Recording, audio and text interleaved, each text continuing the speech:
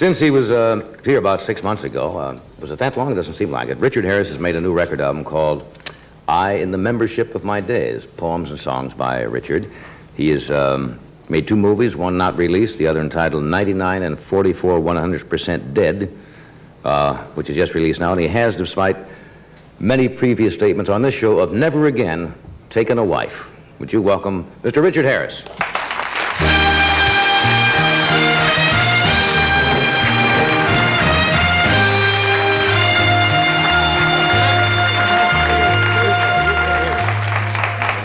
Thank you.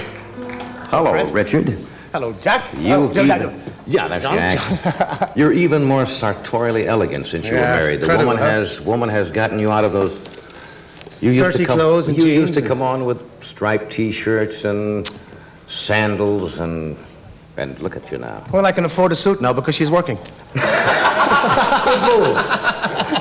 Remember the last time you were on the show? I said we got into marriage. Because people are always interested. I don't know why, even though it's a private business, whether someone wants to get married. And you said never. You said you hadn't thought about it that morning.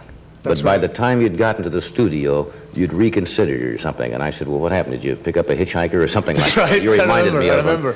I tell you what it was, actually. When Paul Block, works for you, rang me up to say what you're going to talk about in the show. And he says, you're going to get married again? I said, never. Never, never, never. Now, I knew Annie for months before that. So I came out of the room and put the phone down and sat around, this is true, and I sat around the pool. And Anne and I were sitting, we were talking about things. And I looked at her and I said, Annie, do you think there's something going on between you and I that you and I don't know about? And she said, I think so. That's a nice way to put it. Yeah, so when I got in here, there it was. All I can say is that 9 years of building up a reputation of drinking, of womanizing, has been destroyed in 2 words. I do. Yes, you did have a reputation. It's the first time I've heard that word, womanizing. Womanizing, yeah. Yeah. It's a clean expression. That's what I meant to say. I could have said something else, but that bleeped me. No. You did have a reputation as a man about town, a bon vivant, a brawler, all of those things. Yeah. You've done away with that entirely now. Huh? Yeah, I guess. Well, I don't know, I mean. She'll tell you when she comes on. She's a lovely. I just met her for the first time tonight. Everybody was telling me how lovely she was. My own wife said she's a lovely girl, and she sure is. Yeah, she's fantastic, really. She's a bit nervous tonight because... She shouldn't be. It's her first show. Oh, she really shouldn't be. She's very nervous, but once you get her talking, she never stops. I've got to warn you about that. Yeah. I remember, in fact, you know, she talks all the... She's marvelous. She's really... I love her. She's fantastic. But she talks all the time. I swear to you, when we were getting married, Judge Leonard Wolfe performed a ceremony. And Annie talks so much. And Leonard Wolfe says, Mr. Harris, do you take this woman to be your lawful wedded wife? And he said, he does. Really? Yeah. Don't you? I said, yes, yes. That's nice. Yeah, it's great. Johnny, Yeah. I just met her for the first time, and she is beautiful. She's a stunner. Really, Yeah, she you really have a is. beautiful woman. And a good actress, I lovely understand. Terrific. I understand originally you didn't want her in this film with you, or somebody didn't want her, or what? Well, it's a very strange circumstances, all this. First of all, when I Is read... this the film 99, 144%? and it's a great story. It's a great movie. It's a movie full of cliches. It's a kind of a Dick Tracy comic strip. And when I read it, I couldn't understand it, and I threw it away. I threw it away on a certain line. The line was, Eddie O'Brien says, you know something, Harry? He said, I think this town is too big for both of us. And you said, Now, oh, how many good times have Lord, we you know. heard that line before, huh? You didn't realize that it was a the camp. send-up. And then when I went back and reread You it... said send-up now. That's a... Well, stand-up, we call it... Is that like camp, That's right, yeah. Kind put of on? spoof, yeah. Right. And so I went back and reread it again, and I said now to John Frankenheimer, now, get me the best cast. You've got to get me the best cast. We got Eddie O'Brien, Chuck Connors, Brad Dillman, and he said, and Ann Turkel. And I said, who? He said, Ann Turkel. I said, who's Ann Turkel? He said, well, she's just starting. I said, oh, no. And she was a model. I said, oh, no. Not another model.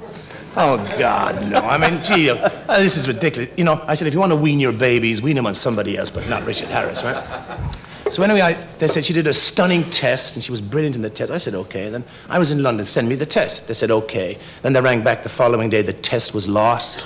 Can you believe this? They couldn't find the test, so I thought Hollywood's couch casting, you know? Here we go again. Somebody's sneaking her into the film. Someone was sneaking her in, right, on top of me. And I said, well, not necessarily that, but I said... that came later. Yes.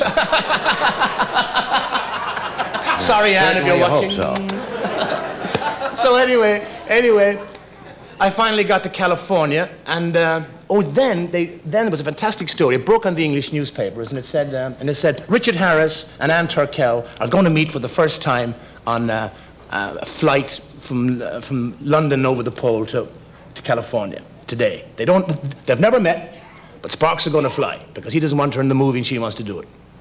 So I thought, oh my God. I read it in the paper. I canceled my flight. She read it in the paper, and she transferred her ticket from first class back to second class so she wouldn't meet me. And I finally got to California, saw the test, this famous test, right? It was 16 seconds long, 16 millimeter camera, and shot in the dark. Right? So I said, oh no, wait a minute. So Frankenheimer said, would you rehearse with her? She's sensational. So I rehearsed with her, and she got the part, and I got a wife. That's the way then. She is then. She was good. Oh, And that's where she met me, in second class.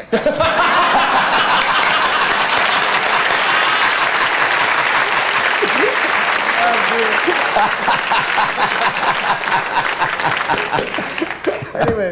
Richard, Yes? do you want to tell Johnny, or should I tell him, how you and I first Oh, no, met? you tell. And this is the second time. Yeah, right. When was that? About 2-3 years ago. Oh, yeah, 70. 1970. I was playing in Dublin, Ireland, at a place called the Gaiety Theatre. I Before they played blew it there- up. Played there. It's not there anymore, is it? Yeah, they got plans for it, though. Well, anyway, I was doing my one-man show at the Gaiety Theatre in Dublin. Yeah. Now, during the week, I had to do a talk show like yours, Johnny. So I was there, and I was in my dressing room, and in walks a fella, this guy here. He says, Benny, my name is Harris. I said, Harris, my name is Benny. We shook hands, and he walked out, and I haven't seen him since. I said it. Am I right? Absolutely. This is the first time I've seen him since then. Well, you fellows have a lot to talk about then, don't you? Let me interrupt for a moment. We have a word from American Motors' favorite working girl. We'll be back. You know.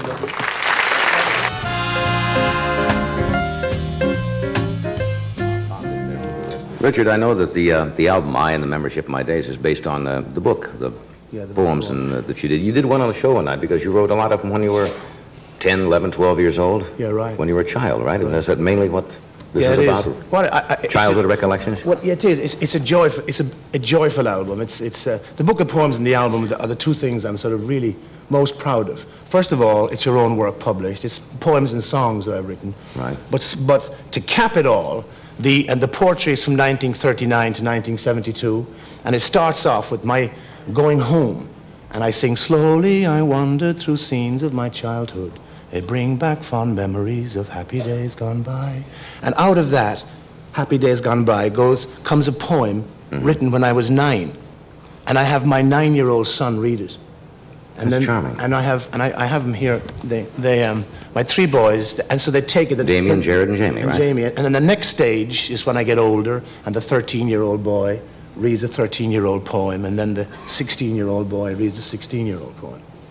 Would you like to go front and center and do part of this for us? Okay. Mr. Richard Harris from "I in the Membership of My Days."